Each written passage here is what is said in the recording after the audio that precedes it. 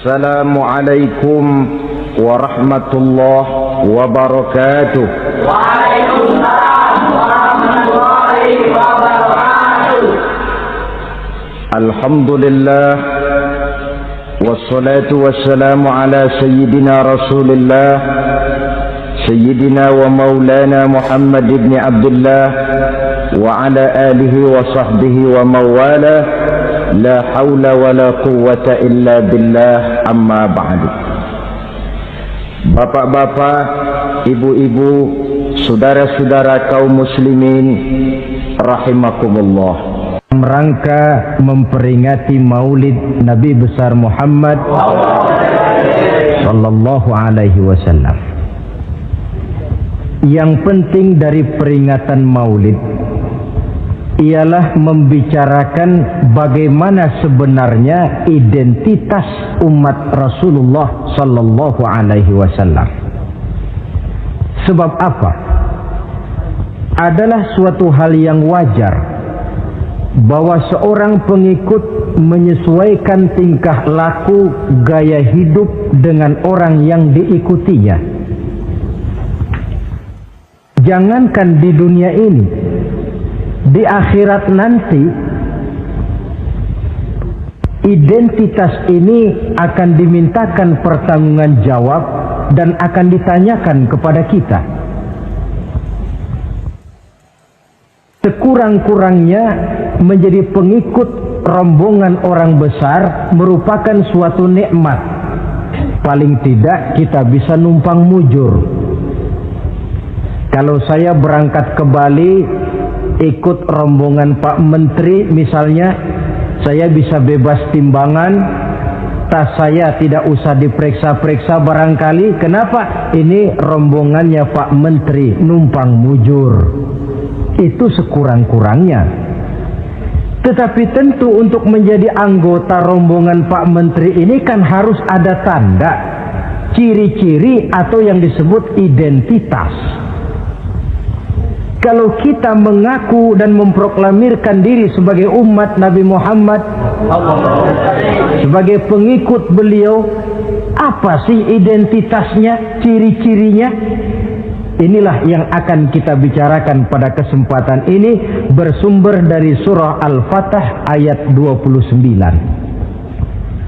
Allah Subhanahu wa ta'ala menjelaskan Muhammadur Rasulullah, bahwa Nabi Muhammad itu adalah utusan Allah, pesuruh Allah, walladzina ma'ahu, dan orang-orang yang bersamanya, orang yang mengikuti ajarannya, para sahabatnya, kita ini para pengikutnya, mempunyai ciri atau identitas.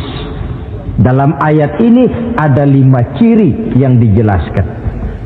Pertama, asyidda'u 'alal kuffar. Pengikut Nabi Muhammad bersikap tegas kepada orang-orang kafir. Apa artinya tegas di sini?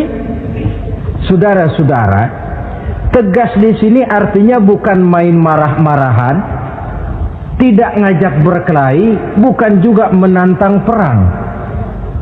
Tegas di sini artinya mempunyai prinsip, mempunyai garis yang nyata di dalam keyakinan beragama. Garisnya apa? Tidak lain, lakum dinukum waliyadin.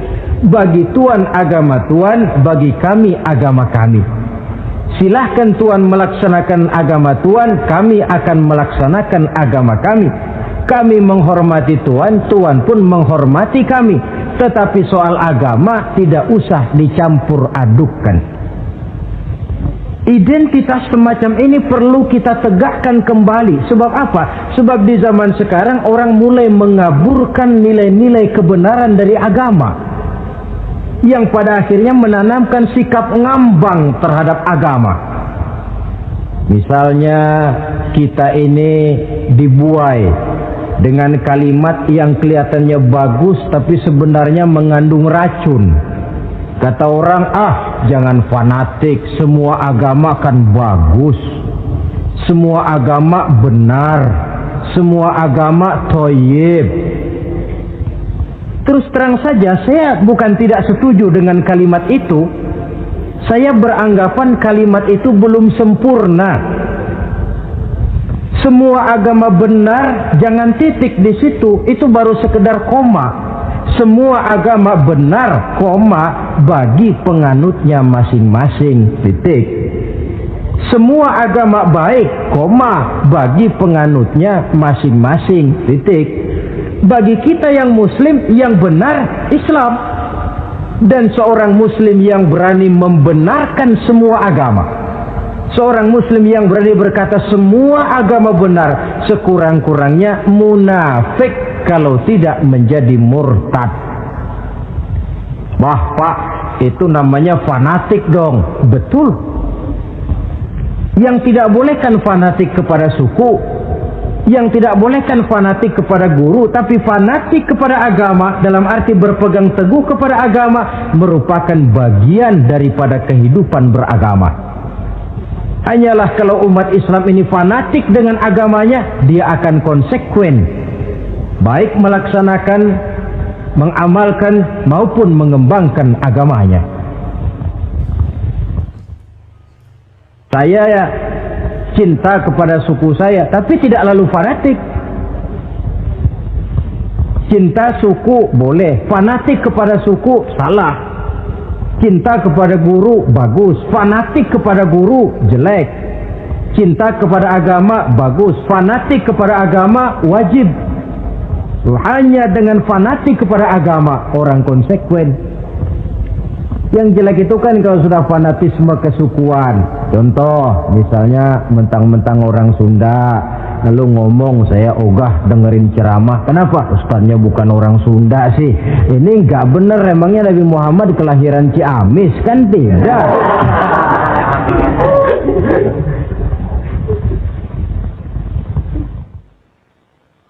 Toleransi ada tempatnya,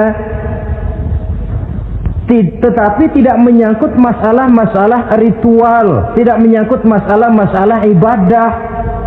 Soal bikin jalan umum, mari bersama saudara-saudara kita yang lain agama membangun puskesmas, mari bersama-sama menjaga keamanan, mari sama-sama.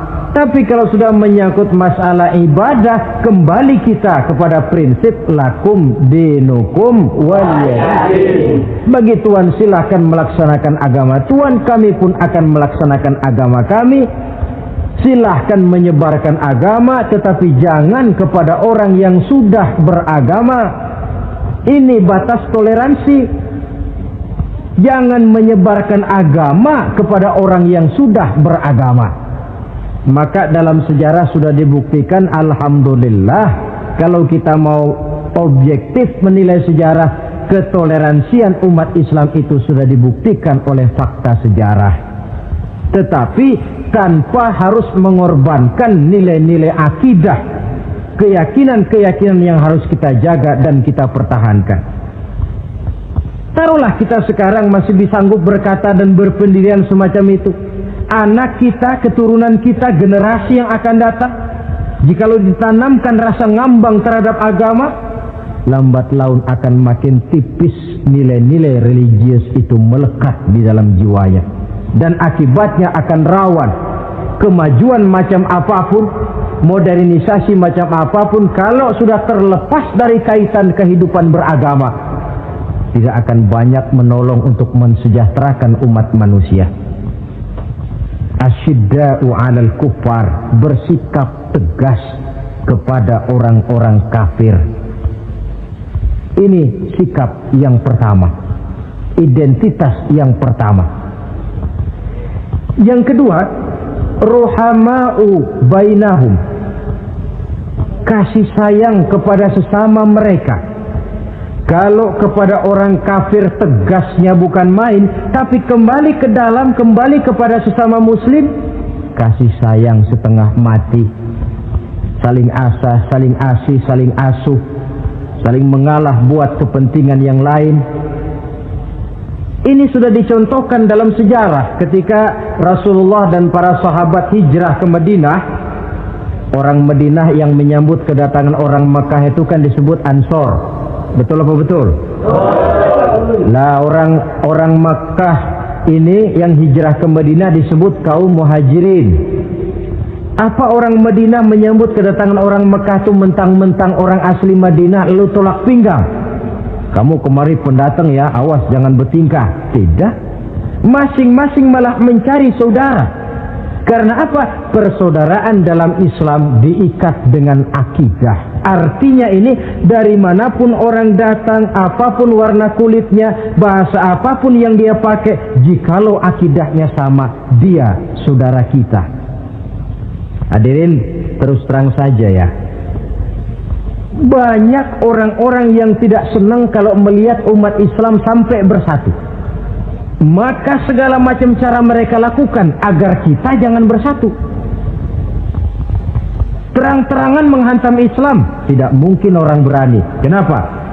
Saya pikir sebodoh-bodohnya umat Islam, dia masih fanatik sama agamanya. Dia masih sanggup bilang, "Mas, gue emang gak sembayang, tapi agama gue lu hina, gue bacok lu." Itu kan positif, fanatisme agama namanya. Maka orang menghantam Islam itu lalu nggak berani terang-terangan. Caranya belajar dari Van der Plas, belajar dari Snokor-Gronya. Mau menghantam Islam, masuk ke tengah-tengah umat Islam. Pakai peci, kalau perlu pakai sorban, pakai sorban. Nggak bisa assalamualaikum latihan, assalamualaikum, hantam Islam dari dalam. Caranya, kalau perlu dibuatkan merek-merek Islam, yang mereknya Islam tapi tujuannya bikin kacau dalam Islam. Muncullah yang namanya Islam ingkar sunnah, muncul yang namanya Islam sejati, Islam, mereknya Islam, tujuannya bikin kacau dalam Islam. Kalau dia sudah mengkafirkan orang lain yang tidak sepaham dengan dia, tidak mau bermakmum kepada orang yang sepaham dengan dia. Kalau cara ini tidak kena, mereka putar lagu lama. Apa lagu lama itu? Lagu khilafiyah. Lagu lama itu supaya kita sengketa sesama kita, mempersoalkan hal-hal kecil, waktu terbuang, energi habis untuk mempermasalahkan hal yang tak pernah kunjung selesai. Sering kejadian toh di kampung-kampung, yang satu pakai usolli, yang satu tidak, lalu pisah RT. Yang satu azan sekali Jumatan, yang satu 2 kali, lalu bangun masjid lagi. Yang satu kunut, yang satu tidak, asaholo. Persoalan yang semacam ini sampai kiamat tidak akan kunjung selesai. Oleh karena itu potensi yang besar ini tidak tersalurkan dengan wajar karena kita centang perenang di dalam, tidak pandai menjaga kesatuan dan persatuan sebagai modal dasar untuk berbuat yang lebih baik. Adalah lebih baik kita ini mencari titik-titik persamaan dan bukan memperbesar pola perbedaan. Ruhama'u bainahum, kasih sayang sesama mereka. Imam Ghazali memberikan contoh, kun kal yadain wala takun kal uzunain. Hai umat Islam, hiduplah kamu seperti 2 tangan. Saling asah, saling asih, saling asuh, saling mengalah buat kepentingan yang lain. Coba lihat 2 tangan kita, rukunnya bukan main. Kalau tangan kanan maju ke depan, kata yang kiri, oke, saya mengalah. Dia mundur ke belakang. Kiri di depan, kata kanan, sekarang giliran saya ngalah. Dia mundur ke belakang. Akhirnya kita jalan lenggang. Enak nggak dilihat orang? Coba kalau nggak ada yang mau ngalah. Tangan kanan ke depan, kata yang kiri, gue juga bisa. Dia ke depan lagi. Depan kayak robot kita jalan. Lalu mekanisme kerjanya, tangan kanan kerjanya bagus-bagus toh. Salaman tangan kanan, tanda tangan kanan, hitung duit tangan kanan, ambil kue tangan kanan. Kiri nggak pernah protes, tahu posisi. Memang tugas saya bidang pembersihan, ya pembersihan saja dilakoni. Artinya apa ini? Yang satu dengan yang lain saling memperkuat walaupun komposisinya berbeda. Dicontohkan dalam perjalanan kehidupan sahabat Nabi. Sahabat Nabi yang paling terkenal itu 4 orang. Sayyidina Abu Bakar, Sayyidina Umar bin Al-Khattab, Sayyidina Utsman bin Affan, Sayyidina Ali bin Abi Thalib. 4 sahabat ini kalau kita lihat komposisinya, keahliannya lain-lain. Coba, ada Sayyidina Abu Bakar, ini sahabat merangkap mertua. Kalau bahasa sekarang, Abu Bakar ini disebut kiai diplomat. Kiai karena beliau orang alim, diplomat karena pandai bersiasat, ahli politik. Kemampuan berpolitiknya digunakan buat kepentingan agama. Sebab siapapun yang berpolitik untuk kepentingan agama, tentu kita doakan. Tetapi siapapun yang jual agama untuk kepentingan politik, kita juga berdoa. Cuma tentu doanya lain dengan yang berpolitik buat agama tadi. Saudara hadirin yang saya hormati, ada Umar bin Khattab. Ini kalau bahasa sekarang disebut imam jenderal ini. Imam tapi jenderal, jenderal tapi imam. Kenapa imam? Karena dia mampu memimpin jamaah di masjid. Kenapa jenderal? Karena dia sanggup memimpin tentara di medan perang. Kegagahannya, keberaniannya, keperkasaannya digunakan membantu perjuangan Rasul. Ada Utsman bin Affan, santri ekonom. Kenapa santri? Karena dia orang kaya. Kenapa ekonom? Karena dia pengusaha bergerak di bidang bisnis. Keuntungan usahanya untuk membantu perjuangan Rasul. Ada Ali bin Abi Thalib, tokoh muda tapi intelek. Masih muda tapi rela mengorbankan nyawa demi keselamatan Rasul di malam hijrahnya. Alangkah nikmatnya umat Islam ini kalau punya kiai diplomat, imam jenderal, santri ekonom, pemuda intelek yang masing-masing bekerja sama menunjang untuk kepentingan agama. Ruhama ubainahum, kasih sayang di antara sesama mereka. Mobil, kenal mobil nggak? Ya. Mobil itu baru bisa jalan dengan baik kalau seluruh onderdilnya kompak. Kalau yang satu sudah merasa dirinya lebih penting dari yang lain, alamat mobil udah deket mogok. Misalnya yang jadi bensin nyombong, kalau nggak lantaran saya nggak bakalan jalan nih mobil. Bannya denger, sombong. Kata ban, sombong kamu bensin. Apa kamu kira kamu saja yang penting? Saya tersinggung, kata ban, lalu kempes. Kira-kira kalau ban kempes jalan nggak mobil? Begitulah umat ini. Kayak satu bangunan, ada yang jadi jendela, pintu, tiang, genteng dan sebagainya. Tetapi satu sama lain hendaknya saling memperkuat. Kalau tidak, kita ini pernah diramalkan oleh Nabi, yushiku an tada'a alaikumul umam kama tada'al akalatu ala qas'atiha. Satu saat akan datang di tengah-tengah kamu di mana keadaanmu waktu itu seperti makanan di meja makan. Coba bayangkan, menurut Rasul satu saat kondisi umat Islam akan seperti makanan di atas meja. Yang barat mau makan, yang timur mau santap, yang selatan mau ganyang, yang utara mau injak-injak. Satu saat kondisi umat Islam akan seperti itu. Heran sahabat, ya Rasulullah, kok kita bisa dikepung begitu rupa? Iya. Apa pada waktu itu jumlah kami sedikit ya Rasulullah? Tidak, kata Rasul. Bal antum yawma idzin katsir. Jumlahmu pada waktu itu banyak, besar, kamu mayoritas. Cuma sayang, kata Nabi, walakinnakum ghusaa'un ka ghusaa'is sail. Tetapi keadaanmu waktu itu seperti busa di lautan. Banyak tapi centang perenang. Banyak tapi tidak punya daya dan kekuatan. Dipermainkan gelombang lautan, dihempaskan ke tepian pantai tanpa punya makna dan arti. Mayoritas tapi nasibnya ironi. Lantaran apa ini? Kita tidak pandai menjaga kesatuan dan persatuan. Prinsip ruhama ubainahum, kasih sayang di antara sesama mereka, belum bisa kita wujudkan. Oleh karena itu, hadirin yang saya hormati, identitas yang kedua ini Mari kita tegakkan, menggalang kesatuan dan persatuan untuk kejayaan agama yang kita cintai. Soal posisi silahkan berbeda, soal profesi silahkan berbeda, tetapi hendaknya perbedaan ini tidak menyebabkan persimpangan tujuan. Satu sama lain saling memperkuat. Identitas yang kedua, bahwa kita sudah diikat dengan akidah, tidak oleh ras, warna kulit, suku, bahasa, oleh akidah. Satu kali orang sudah syahadat, dia adalah saudara kita.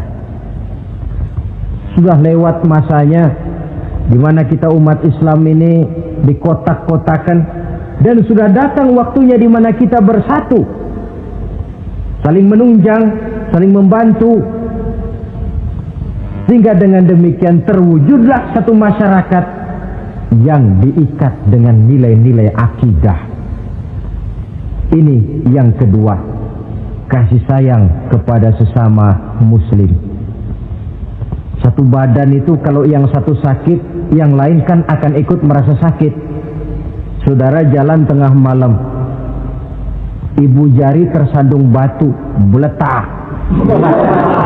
Begitu ibu jari tersandung batu, kontan, darah keluar, mulut bilang aduh, kepala ikut pusing, gak pakai diundang. Solidaritas sosial yang terjadi secara reflektif. Tidak ada ibu jari tersandung mulutnya malah ngomel, rasain lo. Masa nyumpain badan sendiri, kan tidak mungkin. Tapi ini yang terjadi, kita lihat. Akibat apa? Tidak terwujudnya solidaritas sosial yang bersifat refleksif tadi. Nah, inilah saudara-saudara identitas yang kedua. Yang ketiga sekarang, pengikut Nabi Muhammad sallallahu alaihi wasallam itu cirinya yang ketiga, tarahum ruk'an sujjada. Engkau lihat mereka ruku dan sujud, mendirikan solat. Ini identitas, ciri. Di akhirat nanti akan diperiksa dengan seadil-adilnya. Siapa? Saya, Pak. Saya siapa? Pengikut Nabi Muhammad. Betul? Betul. Baik. Pengikut Nabi Muhammad itu tandanya ruka'an sujada, ruku dan sujud. Sampean ngaku umat Nabi Muhammad, sujud, pernah sembahyang? Sembahyang juga, Pak. Berapa kali? Gak banyak-banyak, Pak, setahun 2 kali. Kapan itu? Idul Fitri sama Idul Adha. Kata petugas, syarat kurang, minggir. Sebab sering dikatakan sholat itu kan ada yang harian, ada yang mingguan, ada yang tahunan. Ada yang sholatnya harian. Yang harian ini juga 2 macam. Ada yang belang-belang, ada yang mulus. Kalau yang belang-belang itu kalau zuhur sholat, asar out. Asar kepegang, maghribnya melayang. Maghrib ketangkep, isaknya terbang. Itu lumayan ketimbang yang seminggu sekali cuma Jumat saja. Yang Jumat pun agak lumayan lah daripada yang setahun 2 kali cuma Idul Fitri dan Idul Adha.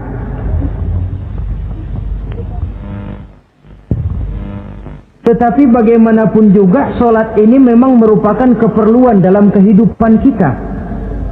Ciri identitas yang memperkaya kepribadian. Pengikut Nabi orangnya ruku dan sujud. Sehingga di zaman sahabat tadi kondisi mereka digambarkan kalau siang seperti kuda perang, tetapi kalau malam seperti pendeta. Maksudnya apa? Di medan perang mereka gagah, tapi kalau sudah ruku dan sujud bukan main khusyuknya. Ruku dan sujud. Dengan kata lain, ciri pengikut Nabi Muhammad orangnya mendirikan sholat, Nah, masalahnya sekarang apa perlunya sholat dalam kehidupan kita? Yang jelas dia untuk menggembirakan Allah kok. Se-ASEAN orang tidak ada yang sholat, Allah tidak akan berhenti jadi Tuhan. Manfaatnya akan kembali kepada kehidupan. Nah, apa perlunya sholat dalam kehidupan kita? Ada beberapa hal yang bisa kita angkat ke permukaan tentang perlunya sholat ini. Jadi sholat itu perlunya kita, sehingga suatu saat nanti kita tidak lagi berkata saya wajib sholat, tapi kita akan berkata saya perlu sholat. Apa perlunya sholat dalam kehidupan kita? Pertama, sholat itu membuat orang rendah hati, tidak melonjak menjadi angkuh dan sombong. Yang kedua, sholat itu membuat orang tahu diri.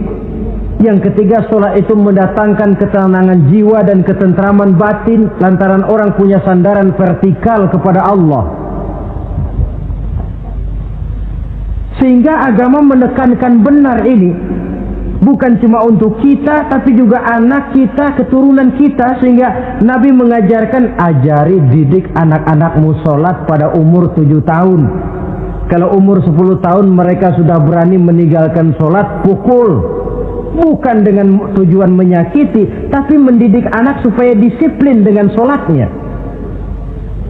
Kayaknya kita yang hidup di zaman serba modern ini, soal anak mau sholat atau tidak, kayaknya orang tua itu, kalau istilah anak sekarang, cuek-cuek aja.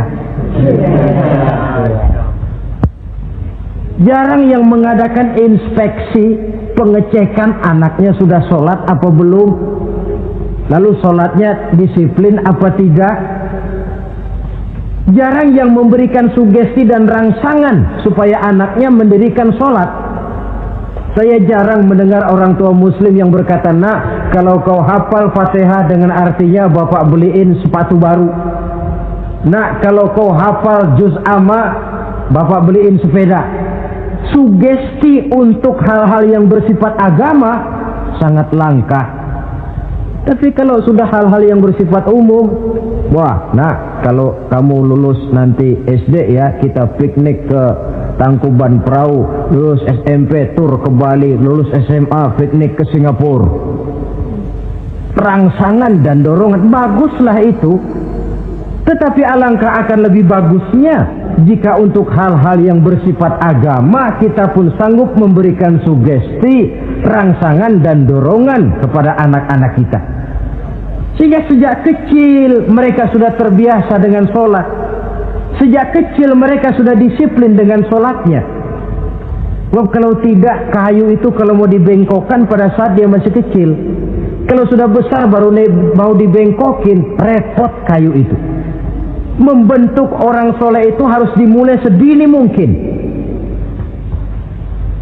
Karena itu salah satu fungsi solat Allah jelaskan, inna solata tanha 'anil fahsya wal munkar. Bahwa solat yang dikerjakan dengan betul mampu mencegah manusia dari perbuatan yang keji dan munkar. Jadi dengan kata lain orang yang disiplin dengan solat terpeliharalah dirinya dari perbuatan yang keji dan munkar.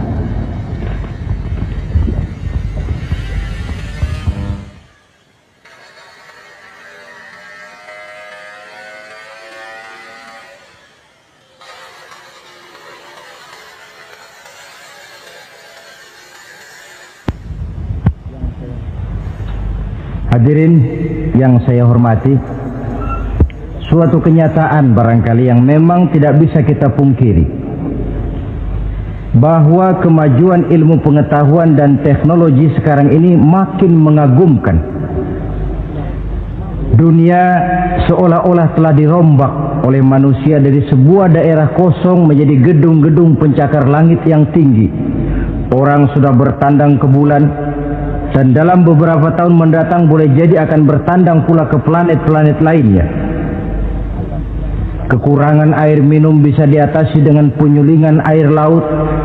Kekurangan areal pertanian bisa diatasi dengan merombak gurun pasir yang gersang dan tandus menjadi sawah ladang yang menghasilkan kebutuhan hidup manusia. Tapi seiring dengan itu menjadi pertanyaan, makin sejahterakah umat manusia? Tercapaikah kebahagiaan? Pada sisi lain kita melihat kemajuan itu melahirkan hal-hal yang tidak kita harapkan. Apa yang kita sebut dengan penyakit dunia modern, yang rupanya makin banyak dokter, makin banyak juga penyakit, makin banyak rumah sakit, makin aneh nama penyakit. Pola yang paling berbahaya ialah jikalau kemajuan itu menyebabkan manusia sampai mendewa-dewakan ilmu dan teknologi. Dan ini yang sering saya istilahkan dengan berhala abad 20. Kalau dulu orang menyembah berhala yang namanya Latta, Uzza, Manat, Hubal, orang zaman sekarang secara tidak langsung banyak yang menjadi penyembah komputer, penyembah sains dan teknologi, mendewa-dewakan otak, lalu lupa bahwa sepanjang yang bisa dilakukan oleh manusia adalah berusaha dan berusaha, sementara ketentuan mutlak datang dari Allah Subhanahu wa ta'ala. Disinilah perlunya ruku dan sujud, agar manusia tahu benar hakikat dari mana dia datang, di mana dia sekarang, mau apa dia di sini, dan kemana dia akan pulang. Oleh karena itu, pada kesempatan ini saya mengajak, marilah identitas ini kita tegakkan dalam diri kita, menjadi pengikut yang ruku dan sujud di hadapan Allah. Sebab di sana terdapat sumber kekuatan, baik dia kekuatan batin, kekuatan jiwa, kekuatan dalam semangat perjuangan, kekuatan dalam menegakkan yang ma'ruf dan menghancurkan yang munkar. Sandaran kita kepada Allah.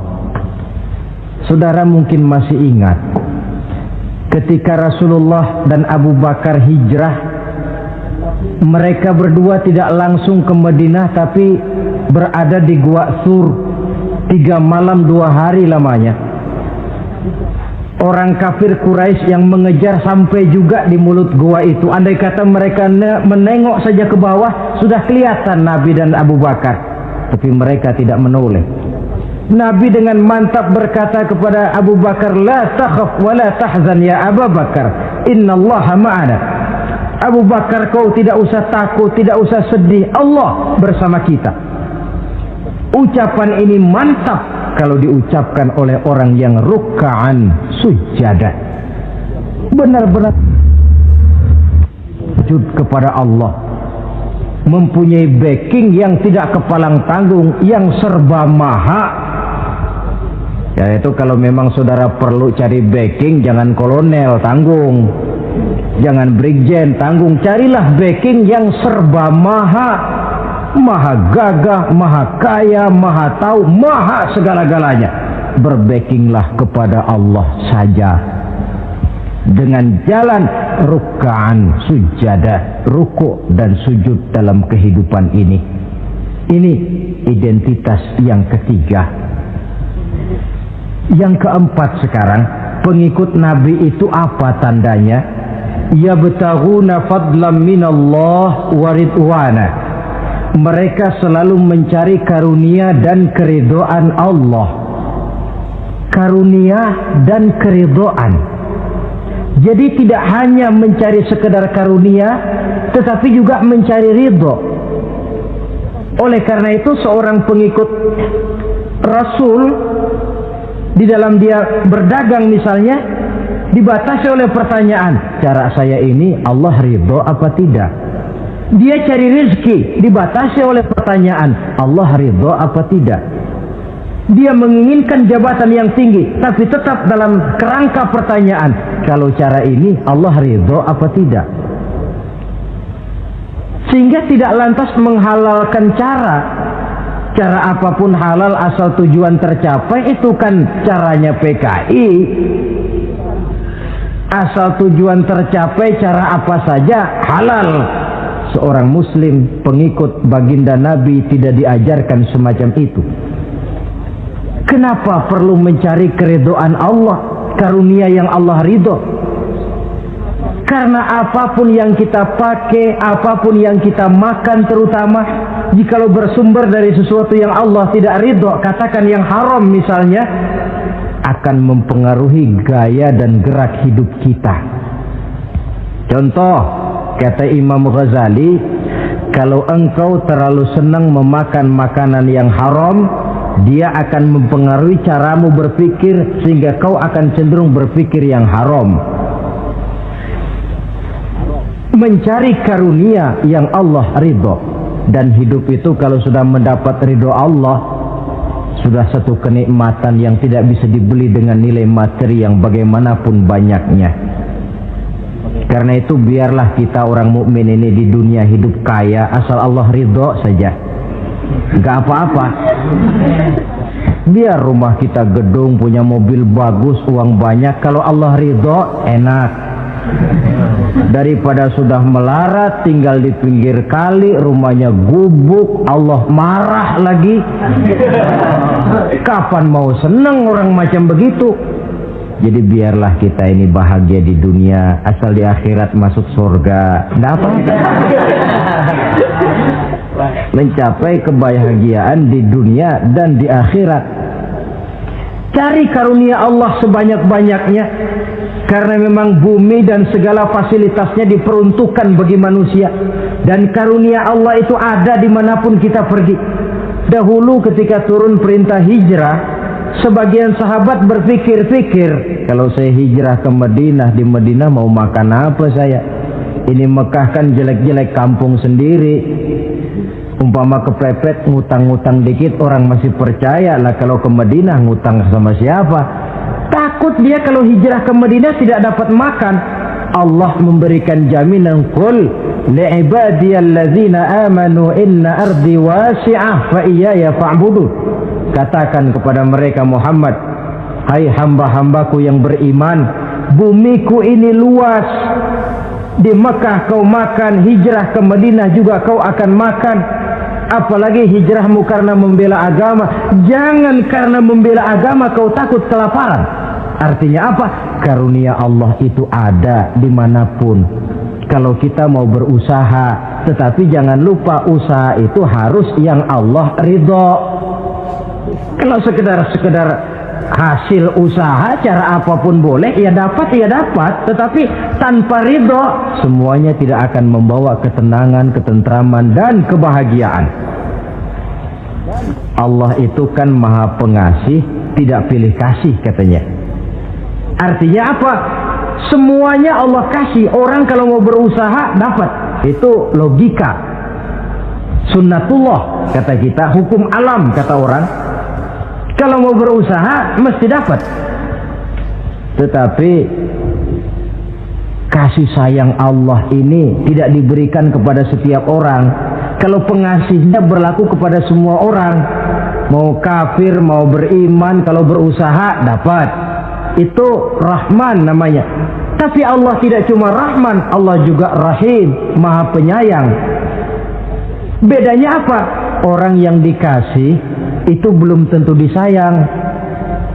Tetapi kalau disayang mesti dikasih. Kalau tidak dikasih tentu ada pertimbangan lain untuk kepentingan kita. Misalnya anak kita baru kelas 1 SMP datang, Pak beliin motor buat sekolah. Kita lalu menilai anak ini nggak ada motor saja kadang-kadang jarang sampai ke sekolah, apalagi dibeliin motor, bisa dari rumah berangkat ke sekolah nggak sampai. Tidak dibelikan bukan karena tidak sayang, justru karena sayangnya ada pertimbangan lain untuk kepentingan si anak. Tetapi kadang-kadang anak sendiri berpikirnya lain. Bapak katanya sayang, minta dibeliin motor saja tidak dibelikan. Dia menilai orang tuanya tidak sayang, padahal justru sayangnya lalu tidak dibelikan. Begitulah satu contoh kecil dari keridhaan Allah ini. Jika Allah sudah memberikan ridhonya kepada kita, segala yang kita mau diberikannya. Kalau tidak juga diberikan, tentu ada manfaatnya untuk kemaslahatan kita. Allah maha tahu. Misalnya orang mengeluh, saya kan sembahyang rajin, ngapa rezeki seret bener sih? Apa saya berhenti lagi sholat? Allah lebih tahu maslahatnya. Barangkali potongan kayak kita ini kalau diberikan rezeki banyak sedikit lalu berhenti ke masjid. Rezeki lu segini aja dah, lu jadi rajin ke masjid. Ada manfaatnya buat kepentingan kita. Mencari karunia yang Allah ridho. Dalam alam yang terbentang luas ini karunia Allah terhampar luas. Tinggal kita mencari, dan untuk mencari itu diperlukan keahlian. Keahlian hanya timbul karena pendidikan. Makin ke depan persaingan hidup makin tajam tanpa membekali diri. Terutama generasi kita yang akan datang, anak-anak kita. Boleh jadi mereka akan tersudut ke pojok-pojok kehidupan untuk kemudian lebih banyak jadi penonton daripada sekedar pemain. Dan kerugian akan kembali kepada kita.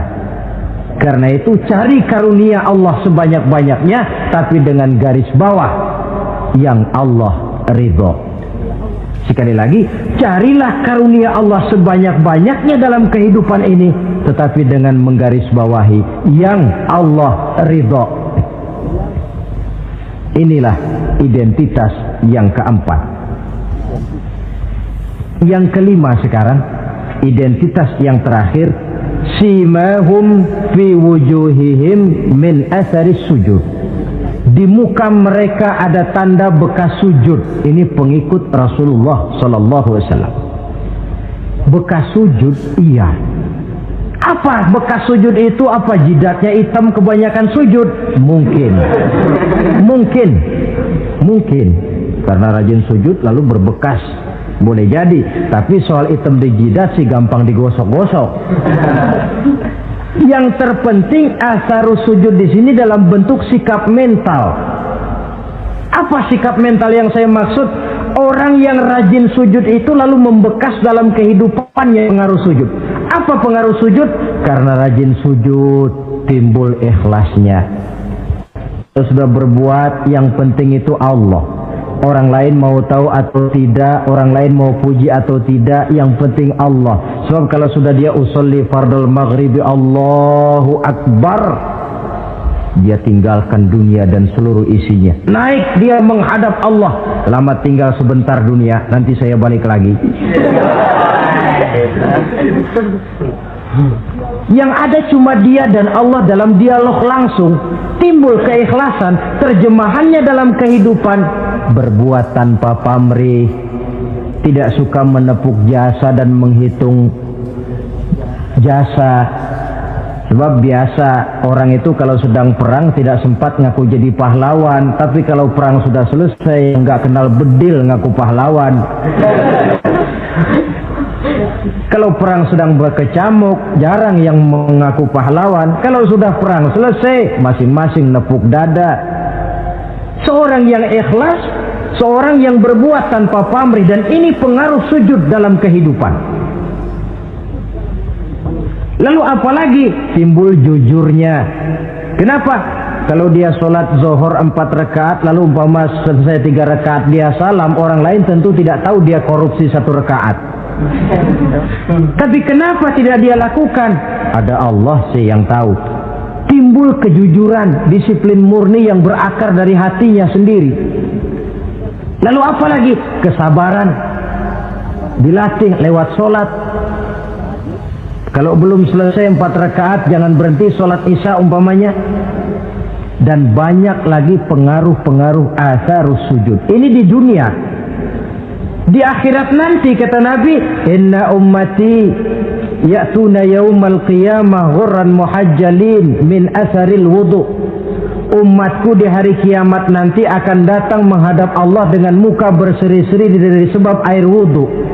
Mukanya bersinar-sinar karena di dunia rajin wudu. Sehingga barangkali di akhirat nggak perlu ngaku-ngaku kita. Ya Rasulullah, saya umatmu, tidak perlu. Rasulullah lihat sendiri, wah ini mukanya bersinar-sinar. Ta'ali ummati, umatku sini, umatku sini. Kalau di dunia rajin kena air wudu. Ya rajin wudu artinya kan rajin sholat. Masa ada orang wudu aja nggak sholat, kan model. Kalau muka tidak pernah tersentuh wudu, kalau muka tidak pernah sujud, teriak-teriak kita mengaku, ya Rasulullah saya umatmu ya Rasulullah. Kata Rasulullah, nggak ada umat saya yang dekil kayak sampean.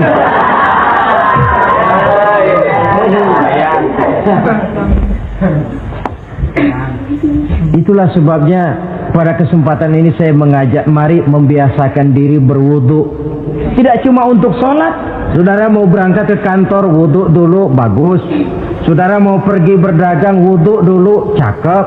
Saudara mau pergi kuliah, mau pergi sekolah, wudu dulu, bagus. Di samping kebersihan jasmani, juga kebersihan rohani. Tengok saja. Kalau kita membasuh tangan pada saat wudu mulai Allahumma inni as'aluka yumna wal barakah wa a'udzubika minasyu'mi wal halakah. Itu kan yang kita baca. Ya Allah, saya mohon keberkahan di dua tangan ini, supaya tangan ini kalau dibawa dagang untung, dibawa menanam lalu panen, dibawa berusaha menghasilkan rezeki. Dan saya berlindung kepadamu ya Allah, jangan sampai tangan ini membawa kesialan dan kecelakaan. Berlindung kepada Allah jangan sampai jadi punya tangan sial. Dipakai dagang rugi, dipakai nanam pohonan mati, dipakai mukul orang mati. Tangan sial. Dari itu saja sudah memberikan sugesti untuk rohani kita. Kebersihan jasmani, kebersihan rohani terpelihara karena wudu. Jadi asarus sujud, pengaruh sujud membekas di dalam kehidupan. Sehingga oleh Syekh Muhammad Abduh dijelaskan, walikulli ibadatin minal ibadati sahihah asarun fi taqwimi akhlaqil qaimi biha wa tahzibi nafsihi. Setiap ibadah yang dikerjakan dengan betul pasti mempunyai pengaruh yang nyata dalam meluruskan moral akhlak orang yang melaksanakan ibadah itu sendiri. Jadi sujud kita betul apa tidak? Lihat saja pengaruhnya dalam kehidupan kita. Sholat kita sudah betul apa tidak? Lihat saja pengaruhnya dalam kehidupan kita. Kalau sujud ya sujud, tapi judi jalan juga, nah, sujudnya belum betul. Waktunya sholat ya sholat, waktunya mabuk, sholatnya belum betul. Waktunya ruku ya ruku, giliran nyolong, ya belum betul.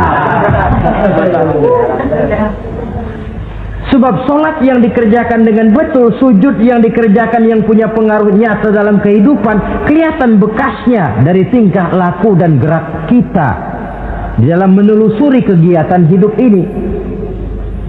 Maaf, dengan sedikit pahit barangkali kita memang harus berkata, masih banyak di antara kita umat Islam ini yang melaksanakan ibadah hanya dengan prinsip asal sekedar gugur kewajiban. Perkara ada pengaruhnya atau tidak dalam diri kita, kita malas untuk mengadakan evaluasi. Akibatnya ibadah yang kita kerjakan tidak mempunyai pengaruh dalam membentuk kepribadian kita. Orang yang mengucapkan syahadat ada pengaruh dalam jiwanya. Orang yang mendirikan sholat ada pengaruh dalam membentuk kepribadiannya. Orang yang melaksanakan puasa ada pengaruh dalam perkembangan jiwanya. Orang yang mengeluarkan zakat ada pengaruhnya dalam mengelola hartanya. Orang yang melaksanakan ibadah haji ada perubahan dalam kegiatan hidupnya, dari yang negatif kepada yang positif tentunya. Simahum fi wujuhihim min athari sujud. Di muka mereka, di muka pengikut Rasulullah ini ada tanda pengaruh bekas sujud. Karena rajinnya dia melaksanakan sujud di dalam kehidupan ini. Nampak pengaruh yang nyata di dalam kehidupannya, dalam gerak dan tingkah lakunya. Saudara hadirin, ma'asyiral muslimin rahimakumullah. Inilah 5 identitas yang harus kita tegakkan jikalau kita mau jadi umat yang konsekuen. Tidak sekedar bangga-banggaan menyandang titel umat Nabi, apalagi konon mengharapkan syafaatnya di akhirat nanti, padahal sebagai pengikut kita tidak menyesuaikan diri dengan yang kita ikuti, bagaimana mau mengharapkan fasilitas yang namanya syafaat?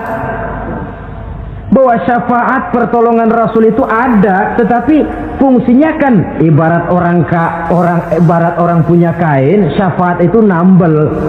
Saudara punya kain, sobek-sobek sedikit, ditambel oleh yang namanya syafaat. Sholat kurang sedikit, ditambel oleh syafaat.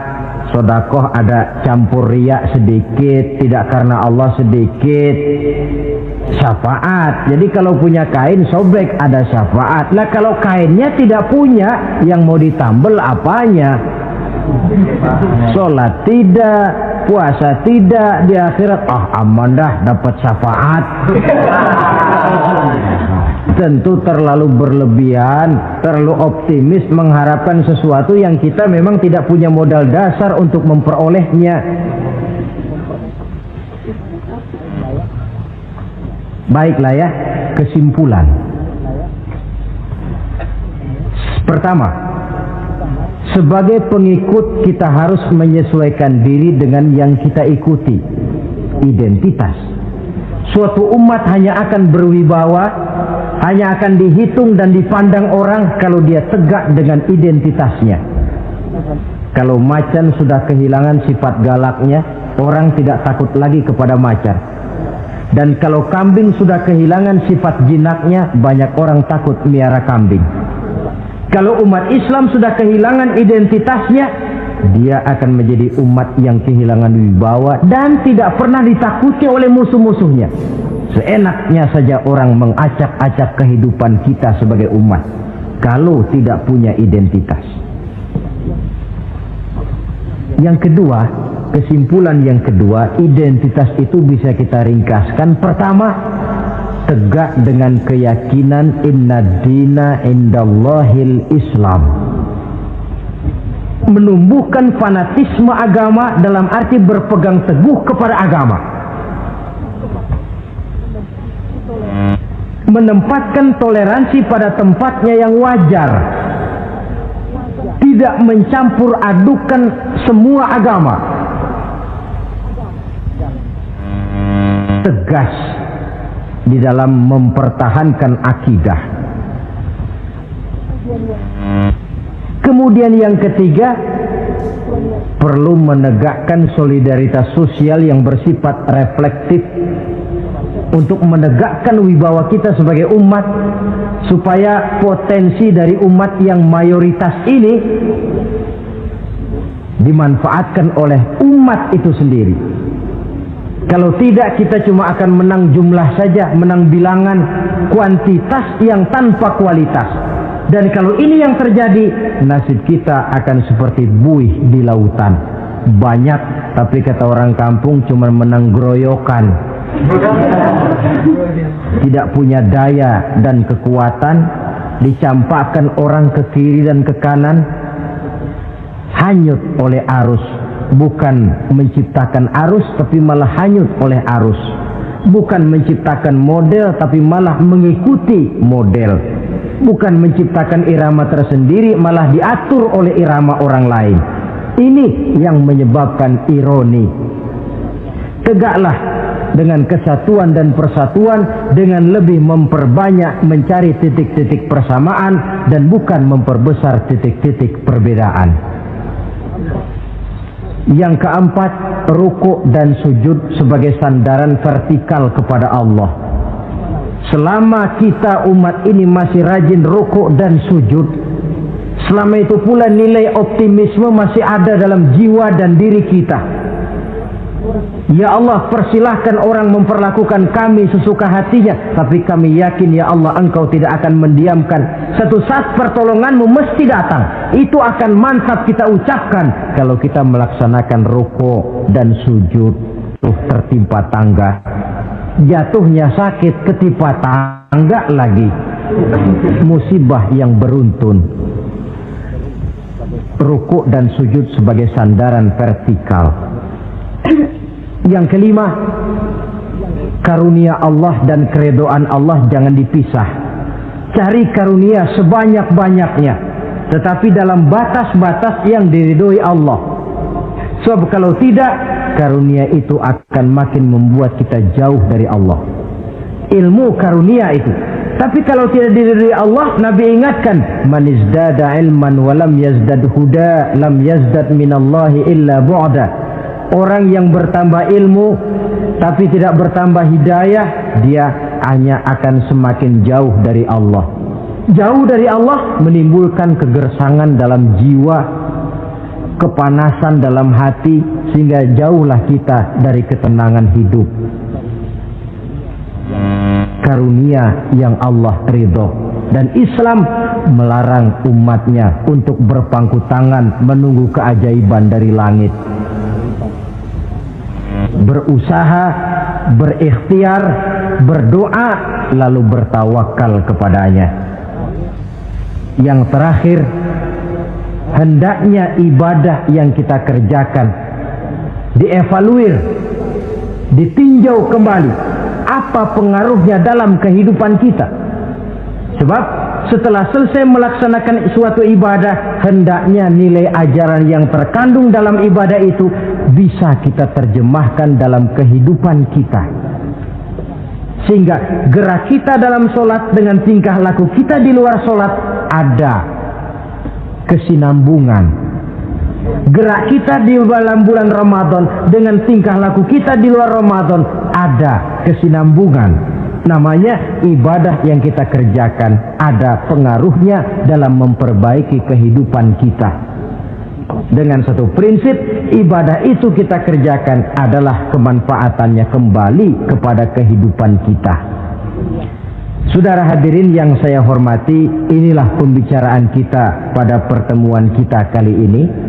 Dengan harapan tentunya dalam memperingati Maulid kita tidak hanya sekedar melakukan satu tradisi, tidak hanya sekedar hura-hura, tidak hanya sekedar ikut-ikutan. Sebab bagaimanapun peringatan semacam ini bukan tujuan. Ini cuma sekedar alat.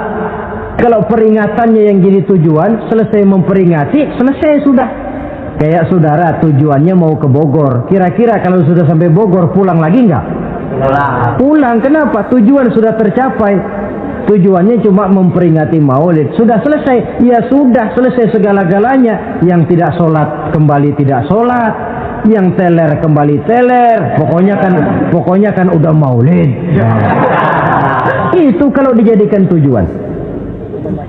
Maulid sekali lagi bukan tujuan, cuma sekedar alat. Tujuan kita diantaranya mencari identitas, menyesuaikan diri sebagai seorang pengikut dengan Rasulullah yang kita ikuti itu.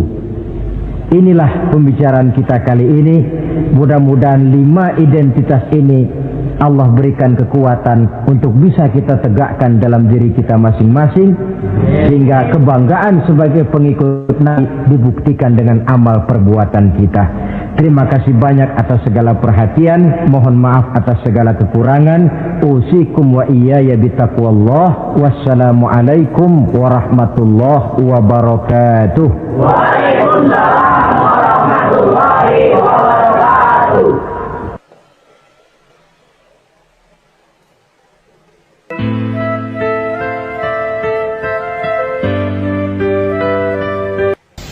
Bapak-bapak, ibu-ibu, saudara-saudara kaum muslimin rahimakumullah.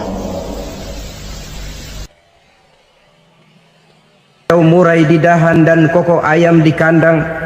Dunia ini penuh dengan berbagai macam kesibukan. Sejak dari petani yang turun ke ladang, pedagang yang berangkat ke pasar, pelajar yang menuju sekolah, sampai kepada pegawai yang berangkat ke kantor, seluruhnya tidak lain untuk mencari sesuatu yang bernama bahagia. Setiap orang menginginkan kebahagiaan, dan tidak seorang pun menginginkan kesengsaraan dalam kehidupan ini. Namun nyatanya tidak setiap orang yang ingin bahagia mengetahui jalan yang harus ditempuhnya untuk sampai kepada kebahagiaan itu. Maka pada kesempatan pertemuan kali ini saya ingin menyampaikan sebuah hadis dari junjungan kita baginda Nabi besar Muhammad sallallahu alaihi wasallam yang termuat dalam kitab Mukhtarul Ahadits An-Nabawiyah, di mana beliau bersabda, arba'un min sa'adatil mar'i. Ada 4 perkara yang merupakan tanda dari orang bahagia. Saya mau tanya, di antara saudara-saudara yang hadir di sini, apa ada yang kepengen jadi orang sengsara? Ya. Seluruhnya tentu ingin mendapatkan kebahagiaan. Maka menurut resep dari Nabi kita, tanda orang bahagia itu 4. Jadi kalau saudara ingin bahagia, harus mempunyai 4 perkara ini. Yang pertama, orang bahagia itu kata Nabi, darun wasi'un. Punya rumah biar bagus asal gede. Enak ngaturnya daripada sudah punya rumah kecil, adanya di pinggir kali, gubuk, kalau hujan bocor, miring lagi, kiamat. Loh, kalau gitu Islam materialis dong. Hadis ini boleh diartikan dengan makna hakiki, arti yang sebenarnya, boleh diartikan dengan makna majazi, arti kiasan. Kalau dia diartikan dengan arti kias, maka yang dimaksud darun wasi'un ay qalbun wasi'un. Rumah yang luas tidak lain daripada hati yang lapang. Karena di situ kunci kebahagiaan yang sebenarnya. Walaupun kita cuma tinggal di petak berukuran 2 kali 3 meter, kalau hati kita luas rasanya rumah itu. Tapi biar rumah kita halamannya saja puluhan ribu hektar, ada kolam renangnya, kamar tidurnya tidak lagi terhitung. Kalau hati yang menempati rumah itu sempit, maka akan terasa sempit jugalah rumah itu. Tempat bergantungnya tidak lain adalah hati. Marilah kita mencoba melihat berbagai pandangan orang tentang bahagia ini. Ada orang menyangka bahwa bahagia itu kalau dia mendapatkan harta yang sebanyak-banyaknya. Siapa yang banyak harta, dialah raja.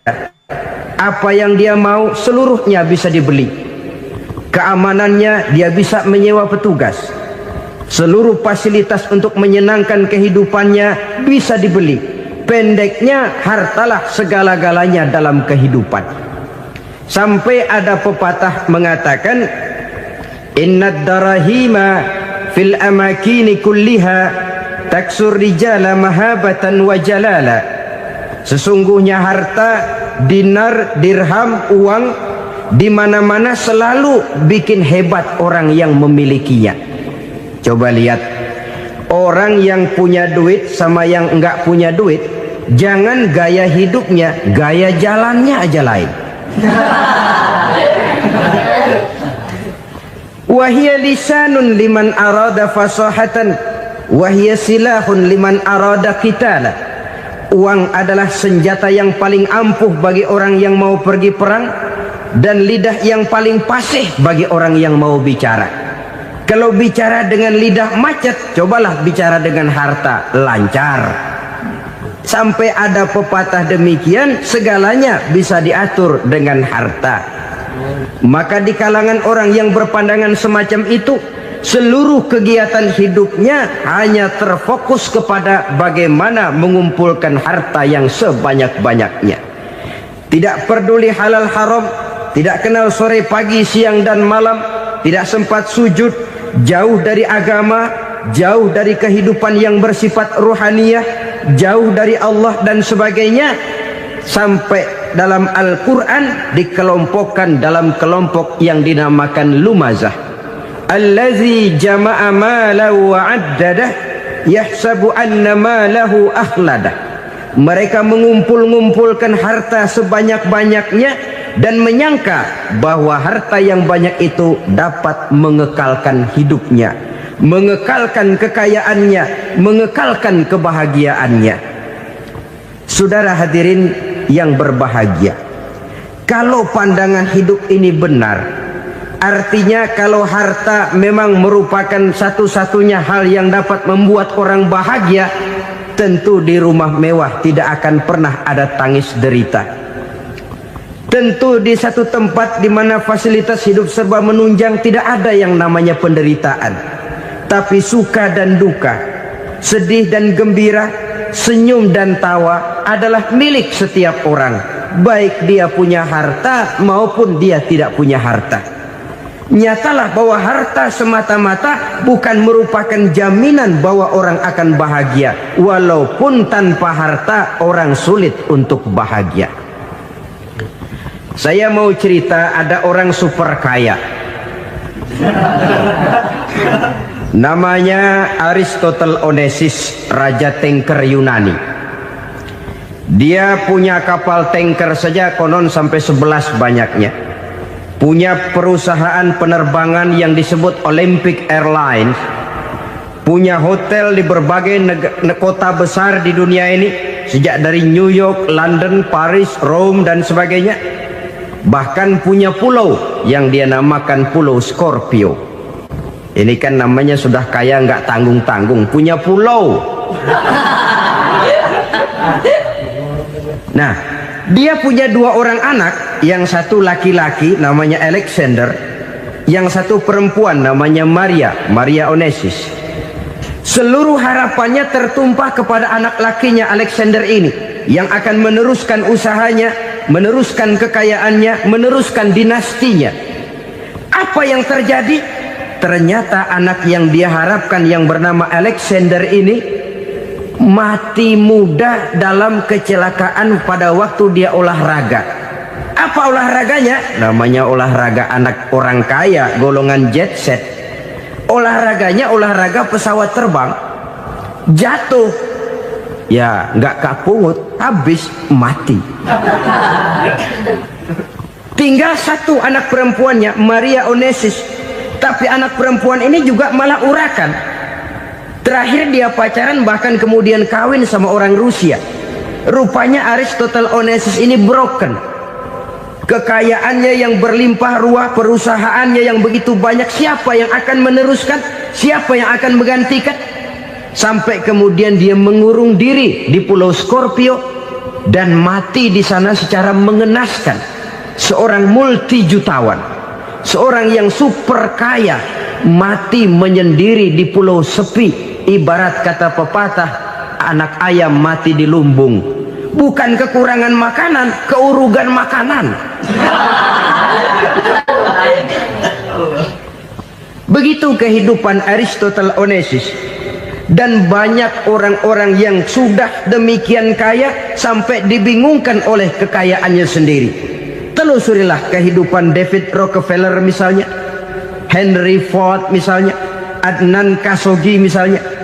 Multi jutawan yang kadang-kadang dibuat keder oleh kekayaannya sendiri. Pantas ketika Imam Ali ditawarkan orang, "Ya Ali, kalau kepadamu disuruh pilih ilmu atau harta, kau pilih mana?" Ya jelas pilih ilmu dong. Kenapa? Pertama, ilmu kalau kita berikan kepada orang lain tambah. Tapi harta kalau kita berikan kepada orang lain kurang. Saudara punya uang 10.000, dibagi orang 5.000, jelas uang saudara berkurang. Tapi saudara punya ilmu, diberikan kepada orang lain bisa, saudara pun makin mantap. Tidak lantas jadi bodoh karena ngajarin orang.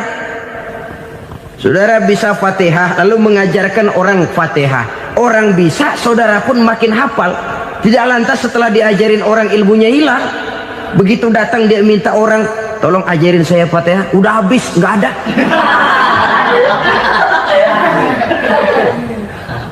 Yang kedua kata Imam Ali, ilmu menjaga kita. Kalau harta kita yang harus jaga. Makin banyak ilmu makin terpelihara diri seharusnya. Tetapi makin banyak harta makin bingung kita jaganya. Sampai kadang-kadang kalau perlu seluruh keliling rumah dipasangi alarm. Belum cukup disewakan anjing besar-besar, pasang di depan pintu, awas anjing galak. Masih belum cukup juga cari centeng tukang-tukang kepruk jaga rumah. Masih terasa belum aman, padahal rumahnya dikelilingi tembok besar. Di balik tembok ada pintu-pintunya tebal. Di balik pintu itu terbuka masuk kamar, kamar pun ada pintunya, pintunya pun kuat. Masuk ke dalam kamar ada lemari, lemarinya pun pintunya kuat, dikunci, kuncinya pun kuat.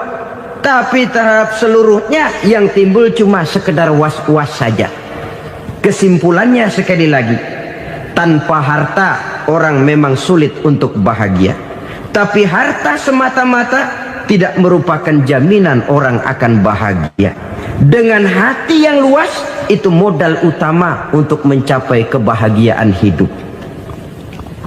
Orang yang hatinya luas, saudara-saudara, punya hati yang lapang, melihat kenyataan hidup ini, dia bersyukur senantiasa kepada Allah. Lantas tidak timbul hasud dan iri hatinya. Oleh karena itu jiwanya selalu lapang. Kalau tidak, cupik hati namanya, dangkal pandangan, tidak senang melihat orang lain dapat nikmat, dan itu sering dijadikan contoh. Kalau orang yang lapang dada, dia lihat tetangganya beli TV baru, dia berkata, alhamdulillah ya, tetangga kita beli TV, mudah-mudahan kita bisa ikut nonton. Lapang dadanya. Tapi orang yang sempit hati, lihat tetangga beli televisi, meriang. Enggak diapa-apain, meriang. Besoknya dengar tetangga beli motor, makin sakit, ke rumah sakit. Lalu di rumah sakit dengar tetangganya beli mobil, mati. Disiksa oleh perasaannya sendiri. Orang kalau hati sudah sempit dalam hidup, kemanapun dia pergi, sempit rasanya medan kehidupannya. Kemudian kita melihat juga ada orang yang menilai bahwa bahagia itu katanya kalau punya kedudukan yang tinggi, pangkat yang agung, wibawa yang besar. Mungkin betul, tapi mungkin juga tidak. Bergantung kepada hati orang yang punya pangkat itu. Sama dengan harta tadi. Harta akan membawa bahagia kalau dia jatuh ke tangan orang yang berhati lapang. Tapi harta akan jadi bencana kalau jatuh ke tangan hati orang yang sempit. Pangkat akan membawa bahaya kalau jatuh di tangan hati orang yang sempit. Lebih dari itu, kenyataan mengajarkan kepada kita bahwa ternyata pangkat dan jabatan tidak selamanya memberikan kebahagiaan dalam kehidupan. Bahkan resikonya kelewat besar. Beberapa bukti kita bisa ambil dari para pemimpin dunia yang menjadi korban lantaran pangkat dan jabatan yang disandangnya. Saudara ingat Presiden Abraham Lincoln dan John Kennedy dari Amerika? Dibunuh orang. Park Chung-hee dari Korea Selatan, Ziaur Rahman dari Bangladesh, Anwar Sadat dari Mesir, terakhir Indira Gandhi dari India, menjadi korban dari pangkat dan jabatan yang disandangnya dari orang-orang yang tidak senang dia memegang jabatan itu. Dia akan mudah mengundang bencana. Sehingga pantas kalau seorang presiden terkemuka Amerika, Harry Truman namanya, dia mengatakan jabatan presiden itu, kata dia, seperti orang nunggang macan, naik macan. Harus kita taiki, kalau enggak dia bakal nerekam kita, ngeri katanya. Adapun orang yang hatinya lapang, kalau dia menerima pangkat dan jabatan, dianggapnya itu satu kesempatan untuk berbuat baik. Tapi orang yang berhati sempit, menerima pangkat dan jabatan, bukan kadang-kadang menerima, malah berusaha setengah mati mencapai dengan segala cara. Kalau perlu jilat atas, jilat atas. Jadi golongan sumuhun dawuh. Jadi kelompok kulon nuwun, yes sir, yang kerjanya cuma oke bos. Kalau perlu jilat atas, jilat atas. Kalau perlu injak yang bawah, injak yang bawah. Perlu sikut kiri kanan, sikut kiri kanan. Yang penting pangkat dapat, jabatan dapat.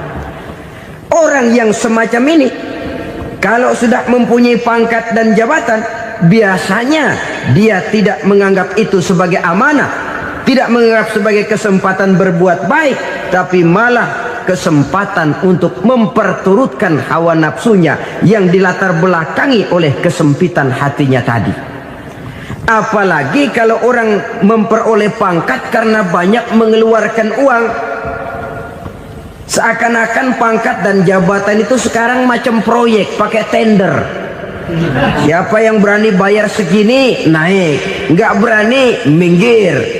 Padahal logikanya, kalau orang mencapai satu jabatan karena banyak mengeluarkan uang, hampir bisa dipastikan bahwa setelah jabatan itu dia pegang, langkah pertama yang akan dilakukannya ialah berusaha bagaimana uang yang dia keluarkan supaya kembali. Ya paling kurang pulang modal dulu dong. Soal mikirin rakyat soal nanti, tapi ini modal harus pulang. Itu celakanya kalau orang memperoleh pangkat dan jabatan cuma karena banyak mengeluarkan uang. Jarang orang yang mempunyai keyakinan dan pandangan bahwa pangkat dan jabatan merupakan amanah. Jadi sekali lagi, pangkat dan jabatan mungkin saja membawa kebahagiaan kalau jatuh ke tangan orang yang berhati lapang. Tapi bisa jadi bencana kalau dia jatuh ke tangan orang yang mempunyai hati yang sempit. Dan lagi-lagi stresnya hati yang lapang. Lalu sebagian orang, saudara, ada yang berpandangan katanya bahagia itu kalau jadi orang terkenal, mempunyai popularitas, menjadi idola di kalangan remaja, di kalangan orang tua, di segala lapisan masyarakat. Padahal makin populer orang makin terikat dia. Ya kalau macam kita ini kan nggak punya nama, nggak populer, tengah malam buta mau nongkrong di warung Tegal aman. Tapi pangkat, jabatan, kedudukan, popularitas menyebabkan kita diikat dengan berbagai macam peraturan. Cuma mandi sama ke WC saja yang nggak dikawal.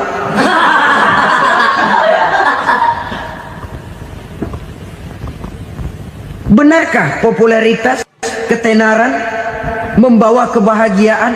Mungkin, ya, tapi mungkin juga tidak.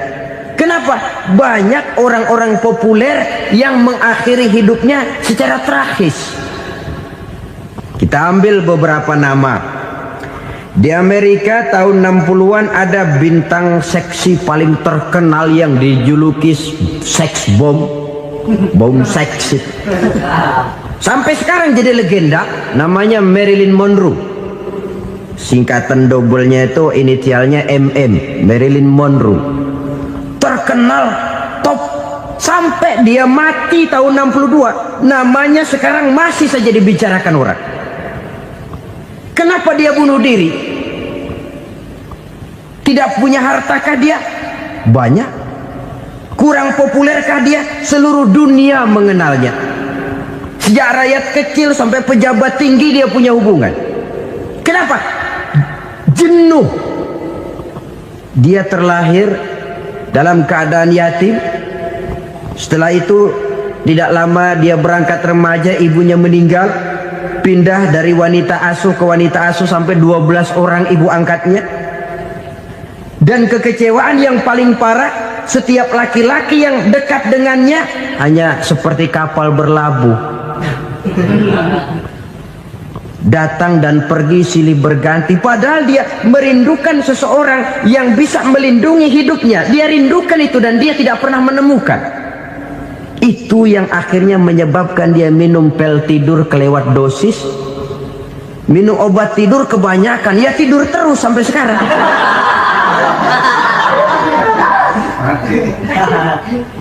Dia mengakui,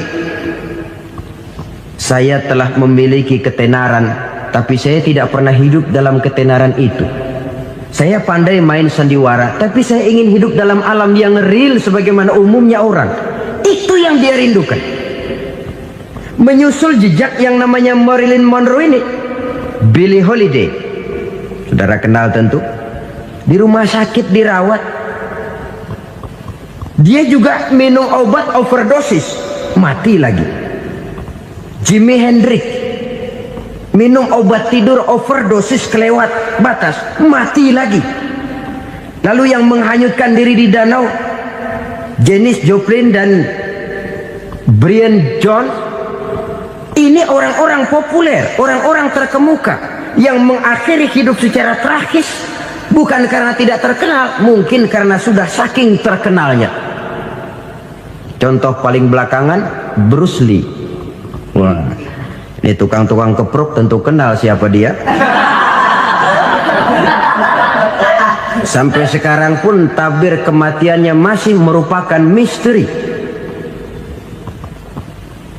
Dan yang masih hidup juga menunjukkan gejala yang aneh. Michael Jackson, rumahnya di Beverly Hills itu dijaga sedemikian rupa, dan dia selalu curiga kepada setiap makanan harus steril, bersih dari segala macam kimia. Kemana dia pergi, itu tukang-tukang keprok sudah selalu menjaga dan mengawal, dan dia seakan takut menunjukkan mukanya yang asli. Hingga kalau tampil ke tengah di luar show, dia kadang memakai pakaian yang tidak menunjukkan dia yang sebenarnya, takut dikenali orang. Ternyata popularitas sering jadi momok yang meracuni kehidupan manusia. Oleh karena itu, benarlah junjungan kita pada saat beliau mengajarkan orang akan bahagia kalau dia mempunyai hati yang lapang. Nah, sekarang masalahnya untuk mendapatkan hati yang lapang, caranya bagaimana? Kita kembali kepada konsep Quran. Allah mengajarkan, ala inna bidzikrillahi tatmainnul qulub. Ketahuilah bahwa dengan banyak mengingat Allah, hati akan tenang, jiwa akan lapang. Dengan kata lain, dekat dengan agama, merasakan kehadiran Allah dekat dalam hidup, itu muara pertama untuk mencapai hati yang lapang. Ala inna bizikrillahi tatmainnul qulub. Jangan macam orang sekarang ingin mendapatkan ketenangan lalu tapak di puncak gunung, di gua-gua, di tempat sepi. Iyalah kalau nggak ada ular. Kalau tergigit ular berbisa, ketenangan belum, mati jelas itu. Islam positif untuk mendapatkan ketenangan. Ala inna bizikrillahi tatmainnul qulubi. Bahwa ketahuilah bahwa dengan banyak mengingat Allah, hati akan tenang, jiwa akan lapang, nuansa pikiran akan luas. Karena yang namanya bahagia ada dimanapun manusia berada. Di kampung ada bahagia, di kota ada bahagia, di ngarai, di lembah, di gunung, di hutan, di lautan, di angkasa luar, dimanapun bahagia itu ada kalau kita bermodalkan hati yang lapang ini. Dan hati akan lapang kalau kita dekat dengan agama. Dekat dengan harta buat sementara hati mungkin tenang, tapi ketenangan yang relatif dan temporer. Apalagi orang tiap kali tambah harta, tiap kali tambah rencana. Itu wajar. Mungkin sebelumnya saudara berpikir, kalau punya duit 5.000 enak nih. Begitu punya duit 5.000, aduh sayang kalau 10.000 aja. Tiap kali tambah harta, tiap kali lain rencana. Makin banyak rencana, makin menjauhkan kita dari yang namanya ketenangan. Padahal ketenangan merupakan unsur utama untuk mencapai bahagia. Dan ketenangan itu bermuara dalam hati manusia. Tengoklah kehidupan ini. Orang yang banyak harta dengan orang miskin, berbedakah rasa sakit yang mereka tanggungkan? Rasanya tidak. Walaupun si kaya tidur di kasur empuk berselimutkan sutra mahal, sementara si miskin meringkuk di balai bambu yang keras dan kasar. Apabila maut datang, dia juga tidak pernah pilih bulu. Maut datang menjemput si kaya di singgasana keemasannya, dikelilingi oleh para pengasuh, dayang dan inang serta para pengawal. Dan maut pun datang menjemput si miskin papa, sehingga ia tergelepar di tepian jalan. Kedua-duanya bernama mati. Kalau nyata bahwa sakit yang ditanggung si kaya tidak beda dengan sakit yang ditanggung si miskin, bukan harta semata yang membuat orang bahagia. Hati yang tenang, jiwa yang lapang penuh kedamaian karena banyak berzikir dan mengingat Allah, itu merupakan modal utama untuk mencapai sesuatu yang bernama bahagia.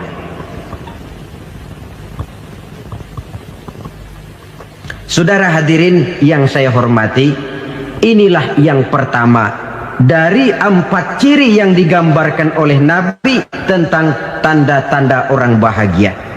Dan harus berangkat dari yang pertama ini, hati yang lapang. Ini yang harus kita miliki lebih dahulu, baru nanti akan menyusul kepada poin yang ketiga, kedua, dan selanjutnya. Sebab kalau hati sudah terisi dengan jiwa yang lapang, seluruh persoalan insya Allah akan bisa kita atasi dengan sebagaimana mestinya. Yang kedua sekarang, tanda orang bahagia menurut baginda Nabi, markabun syariah. Orang bahagia itu, kata beliau, punya kendaraan biar cepat asal lancar. Artinya kemana dia mau pergi mudah. Apa maksud hadis ini? Kalau kita kaji lebih dalam, kendaraan itu kan alat transportasi. Transportasi tidak lain adalah usaha memudahkan komunikasi. Pindah dari situ kepada teori bahwa manusia adalah zon political, makhluk bermasyarakat yang tidak bisa memenuhi kebutuhan hidupnya secara sendirian. Kita memerlukan keberadaan orang lain dalam kehidupan ini. Untuk memakai baju saja kita sudah perlukan petani yang tanam kapas, pabrik yang memintal kapas jadi benang, pabrik yang menenun benang jadi kain, sampai kepada mesin jahit, sampai kepada tukang jahit. Itu cuma untuk memakai pakaian saja. Tidak seorang pun di antara kita yang sanggup memenuhi kebutuhan hidupnya secara sendiri. Kita perlu orang lain. Maka kebebasan dalam arti mutlak, kebebasan tanpa batas, itu tidak mungkin ada dalam kehidupan. Karena kita mengadakan yang disebut interaksi sosial. Setiap kegiatan kita tentu melibatkan orang lain. Menurut kita barangkali kita bebas jalan di jalan raya semaunya, tapi orang lain berkendaraan pun merasa bahwa ini ada juga jalan haknya, dan begitu selanjutnya. Oleh karena itu, maksud dari kendaraan yang cepat ini adalah khulata'uhu ma'as solihin. Lingkungan pergaulannya terdiri dari orang-orang soleh. Pergaulannya luas. Kemana dia pergi ada temannya. Kesulitannya ada tempat dia cerita. Dan kesulitan kalau sudah diceritakan kepada orang lain, taruh kata orang itu tidak bisa menolong, namun menceritakannya kepada orang yang kita percayai, kan paling kurang sudah mengurangi beban jiwa, mengurangi tanggungan batin, merasa masih ada tempat kita cerita. Maka lebih baik orang awam yang mau bergaul ketimbang orang setengah alim tapi ngunci pintu. Sebab nantinya akan timbul sikap picik, cupik pandangan, dan tidak luas menghadapi kenyataan dalam kehidupan ini. Namun yang harus kita garis bawahi, pergaulan memang mesti luas. Namun jangan sekali-kali lupa bahwa pergaulan sangat besar pengaruhnya dalam ikut membentuk kepribadian manusia. Sehari-hari bisa kita bilang, kalau kita dekat sama tukang minyak wangi, sekalipun nggak dibagi minyaknya, baunya tentu dapat. Betul? Tapi dekat sama tukang elas, walaupun nggak kena apinya, asapnya mesti kena. Kalau Syauqi mengatakan lebih jelas lagi, man asyaral asrafa asa musyarrafan wa muasyiral anzali ghairu musyarrafin. Awalam taral jildal hakira muqabbalan bisagri lamma sara jildal mushaf. Siapa yang bergaul dengan orang mulia, dia bakal ikut menjadi mulia. Tapi siapa yang berteman dengan orang hina, dia tidak bakal ikut menjadi mulia. Tidakkah kau lihat, kata Syauqi, kulit kambing yang hina pun dicium orang ketika menjadi kantong Quran. Kulit kambing hina, kalau dia sendirian gak ada yang mau cium. Tapi begitu dia bergaul dengan Quran, menjadi kantong Quran, dipakein minyak wangi, ditaruh di tempat yang tinggi, mau diambil dicium dulu, dibawa dengan penuh hormat dan hati-hati. Kulit kambing yang hina lantaran berteman dengan Quran, numpang mujur.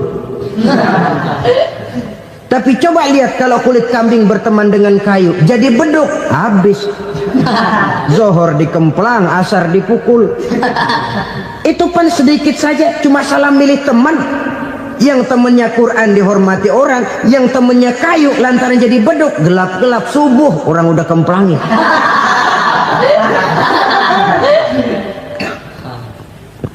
Maka terutama kepada adik-adik remaja yang masih mencari identitas diri, yang ibarat kaset masih kaset kosong, mudah diisi oleh apapun, pandai-pandailah memilih teman dalam bergaul.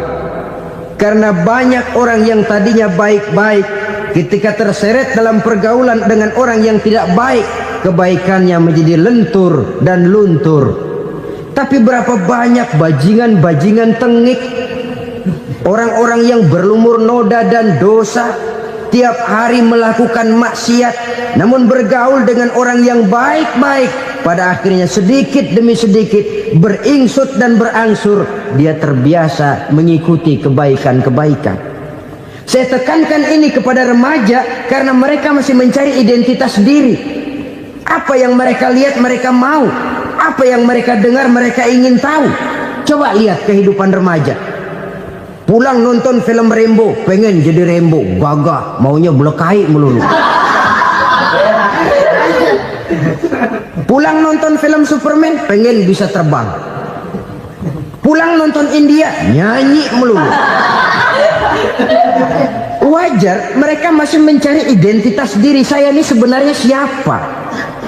Lingkungan, pergaulan akan membentuk itu. Karena itu pandai-pandailah bergaul, karena ia sangat besar pengaruhnya dalam ikut membentuk kepribadian manusia. Apalagi sifat yang jelek lebih cepat menularnya ketimbang sifat yang baik. Sifat yang baik, watak yang soleh itu lambat sekali untuk menular. Tapi yang tidak baik, kan prosesnya mah kalau remaja biasanya mula-mula dengar. Karena dengar lalu pengen tahu. Karena pengen tahu lalu ngeliatin. Begitu ngeliatin kan pengen nyobain. Setelah nyobain ketagihan. Nah, ini prosesnya. Yang namanya ganja, morfin, narkotik, awalnya kan begitu. Mula-mula denger, katanya kalau sudah fly to the sky, sudah melayang ke langit, katanya disitulah puncak kebahagiaan. Mulanya cuma denger. Karena denger pengen tahu. Karena pengen tahu lalu ngeliat, kumpul sama orang yang suka ngeganja. Setelah ngeliat, nah pengen ngerasain. Begitu ngerasain enak juga, ketagihan. Kalau sudah ketagihan jadi penyakit kronis, bisa merembet kepada yang lain. Iya, kalau orang tuanya mampu untuk beli morfin, beli ganja. Kalau tidak kan pikirannya ngayap, jemuran siapa ya gue sabet. Timbullah perbuatan-perbuatan negatif yang bermula dari salah pergaulan. Apalagi buat adik-adik remaja yang tinggal di kota-kota besar, yang pengaruh budaya, pengaruh kesenian, pengaruh struktur kehidupan yang nampak makin individualistis, di mana persaingan tajam, tensi ekonomi tinggi, orang mudah mengalami stres. Pandai-pandailah dalam bergaul, sekali lagi, karena ia sangat besar pengaruhnya dalam ikut membentuk kepribadian manusia. Orang bahagia punya kendaraan yang cepat, artinya punya pergaulan yang luas, dan lingkungan pergaulannya terdiri dari orang-orang yang soleh. Kemana dia pergi ada teman, kesulitannya ada tempat dia cerita. Tapi kalau sudah menyendiri, hidup sendiri, kesulitan dipikiri sendiri, bisa mati belum waktunya. Tidak ada tempat berbagi rasa, Tidak ada tempat bercerita, tidak ada tempat mengurangi beban dalam kehidupan. Pantas betul kalau Islam sangat menggalakkan dan menganjurkan orang kalau sudah sampai waktunya itu untuk melangsungkan nikah. Kata Nabi, ya ma'syaras syabab man istata'a minkumul ba'at falyatazawwaj. Hai para pemuda, kalau sudah mampu memberi nafkah, kawinlah, nikahlah kamu. Kenapa? Sudah ada teman hidup, tempat berbagi rasa. Kesulitan kalau ada tempat cerita akan lebih ringan ketimbang kita telan sendiri, walaupun bobot kesulitannya sama beratnya. Saudara-saudara kaum muslimin rahimakumullah, inilah ciri yang kedua, punya kendaraan biar cepat asal lancar. Kemana kita mau pergi gampang. Dengan kata lain, setelah hati yang luas, pergaulan yang luas. Dua. Yang ketiga sekarang, tanda orang bahagia itu menurut Nabi, misbahun mudhi'un, punya lampu yang terang. Oh, itu enggak problem. Sekarang sudah zamannya listrik masuk desa, Pak. Lampu sudah terang semua. Betul, kalau itu yang dimaksud. Tapi tidak cuma itu. Karena lampu yang dimaksud di sini, lampu yang akan menerangi seluruh perjalanan hidup. Dan perjalanan hidup itu sudah dimulai sejak kita terlahir ke alam ini sampai masuk ke alam barzah, kumpul di padang mahsyar sampai ke akhirat. Lampu yang menerangi itu yang diperlukan. Kalau lampu, katakanlah yang paling top sekarang kan lampu jenis Mercury.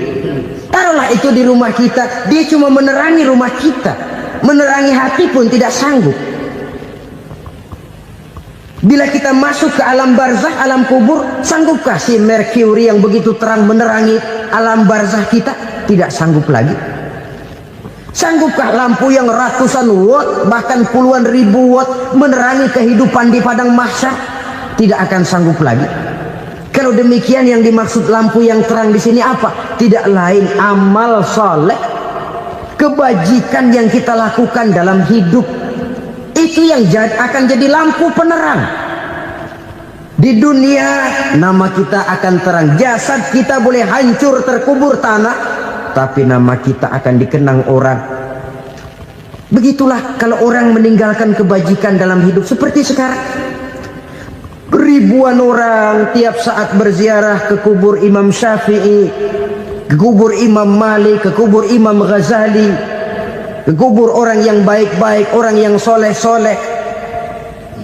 Kebajikannya yang ditinggalkan, yang mengukir namanya dengan tinta emas. Sehingga saudara sudah terbaring di alam kubur, orang lewat, Allah, ini kuburannya Fulan bin Fulan, dulu ini kebaikannya Masya Allah, saya ikut merasakan. Mari kita mampir sebentar, kita Fatihah. Mohon disampaikan Allah pahalanya kepada almarhum. Al-Fatihah. Itu kalau orang baik-baik. Lalu saudara tanya, Pak, orang mati dikirimin Fatihah apa nyampe pahalanya? Saya jawab, kalau saudara nggak percaya, mati dulu dah. Nanti saya Fatihain, tungguin di sana. Umpama nggak sampai, balik lagi kemari. Sekarang ini kan maunya otak-otakan saja. Kalau nggak masuk otak, nggak percaya.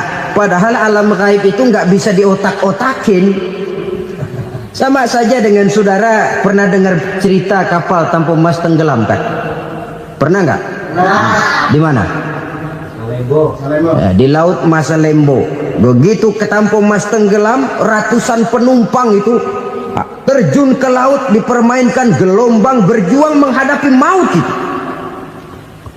Orang lagi timbul tenggelam di lautan, dihantam ombak, kita tengokin pakai helikopter. Pak, lagi timbul tenggelam ya? Iya, tolongin. Jangan khawatir Pak, nih saya kirim intan Pak, harganya 10 juta. Kira-kira orang yang timbul tenggelam di laut seneng nggak? Tidak. Kan mahal toh intan 10 juta. Kenapa dia nggak senang? Karena intan 10 juta dalam kondisi seperti itu tidak sanggup menyelamatkan dia. Dia akan girang kalau dikirimin ban mobil bekas, dikirimin papan terentang atau bambu. Intan yang 10 juta dia nggak girang, ban mobil bekas yang 1000 perak tuh pegang, itu yang dia girang betul. Inilah sebabnya Nabi berkata, mal mayyitu fi qabrihi illa kal ghariqil mutaghawwis. Orang yang meninggal di alam kuburnya seperti orang timbul tenggelam di lautan. Yantaziru da'watan min ahli, menunggu doa dari keluarganya yang masih hidup. Duh, bapak saya sudah meninggal, saya sayang benar sama dia. Kirimin kulkas ke kuburannya Itu sama saja dengan tadi orang tenggelam di lautan dikirimi intan yang harganya 10 juta, tidak sampai. Begitulah kalau kebajikan yang kita tinggalkan dalam hidup, sudah mati pun kubur kita masih diziarahi orang. Tapi kalau jahat yang kita tinggalkan, boro-boro lah orang mau doa lewat dekat kuburan kita juga serem. Tuh bajingan dulu mati dipendem di situ tuh. Jangan lewat situ, ntar kesurupan, jangan. Lewat saja orang ngeri. Konon lagi membacakan Fatihah dan mengirimkan doa. Hidup pada hakikatnya adalah kesempatan untuk berbuat baik. Maka sekali kesempatan itu diberikan, manfaatkan dengan sebaiknya. Sebab kesempatan kedua tidak akan pernah ada. Kesempatan berbuat baik di sini, di akhirat sudah pembalasan namanya. Sekali kesempatan itu dicabut, dia tidak akan pernah dikembalikan lagi. Kata Iqbal, hidup tidak mundur ke belakang, Bung. Berhenti diinjak orang, mundur hancur. Tidak ada kata mundur dalam hidup ini. Berhenti diinjak orang, mundur kecebur. Tidak ada kata lain, harus maju dalam kehidupan dalam artian yang positif. Hidup adalah kesempatan untuk mengumpulkan kebajikan yang sebanyak-banyaknya. Di situ nilai daripada manusia. Sekarang ini memang nggak kelihatan kok, orang yang banyak pahala sama yang banyak dosa nggak kelihatan kok. Barangkali kalau habis bikin dosa palanya pada benjol, mungkin orang takut sama dosa. Tapi sekarang sama saja, orang yang banyak dosa dengan yang nggak banyak dosa jalan bareng dari belakang, sama, nggak kelihatan beda. Tapi ada waktunya di mana pahala memegang peranan, di mana dosa diperlihatkan. Sama saja kalau kita bawa mobil siang, lampu kan nggak begitu berfungsi. Apa lalu bilang, alah ini lampu berat-beratin, copot-copotin aja dah. Tidak perlu begitu. Kenapa? Pada suatu saat malam senja akan datang. Bila matahari terbenam, senja pun datang, gelap mulai merayap, disitulah baru terasa perlunya lampu. Pahala begitu. Sekarang orang yang nggak ada pahalanya nggak kelihatan dalam kehidupan. Tapi pada suatu saat senja kehidupan akan datang. Ajal merenggut nyawa, malam merayap, dan hidup mulai diliputi kegelapan di alam barzah. Dikala itu kalau nggak punya lampu, alangkah malangnya kita.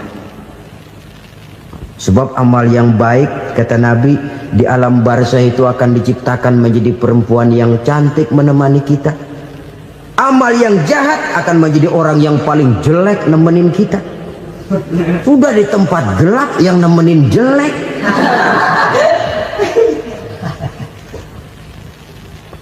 Kaum muslimin rahimakumullah. Kalau demikian masalahnya, tergantunglah kita pandai memanfaatkan waktu. Al-waktu kasayf, waktu itu cepat sekali. Yang namanya waktu itu tahu-tahu. Tahu-tahu udah tahun 87. Tahu-tahu udah begitu. Tahu-tahu yang kemarin anak-anak, sekarang udah pada punya anak. Tahu-tahu saja itu. Begitu cepat waktu berlalu. Kalau tidaklah pandai kita memanfaatkannya, akan rugi kita. Nabi bersabda, man kana yaumuhu khairun min amsihi fahuwa rabih. Barang siapa yang hari ini lebih baik daripada hari kemarin, itu orang untung. Hari ini lebih baik daripada kemarin. Bulan ini lebih baik dari bulan kemarin. Tahun ini lebih baik dari tahun kemarin. Itu orang yang beruntung. Tahun kemarin sembayangnya maghrib doang, sekarang udah tambah isya. Tahun kemarin cuman Idul Fitri aja ngancem bener, sekarang udah tambah Jumat, lalu tambah lagi maghrib, tambah lagi isya, dan selanjutnya. Hari ini lebih baik daripada kemarin, itu orang yang beruntung. Wa man kana yaumuhu mislu amsihi fahuwa khasir. Lalu barang siapa yang hari ini sama saja dengan hari kemarin, itu orang rugi. Hari ini sama dengan kemarin, rugi itu. Bulan ini begitu, bulan kemarin begitu, tahun ini begitu, tahun lalu juga begitu. Rugi itu orang. Rugi apa? Rugi umur. Umur tambah, amalan gak pernah tambah. Dan saya pikir lebih merupakan azab ketimbang nikmat kalau orang dikasih panjang umur cuma untuk numpuk dosa.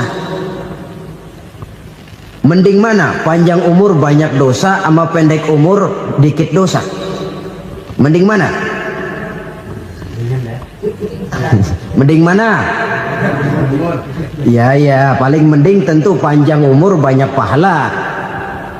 Tapi kalau tidak, sekali lagi, lebih merupakan azab ketimbang nikmat kalau orang diberikan panjang umur tapi cuma untuk sekedar menumpuk dosa.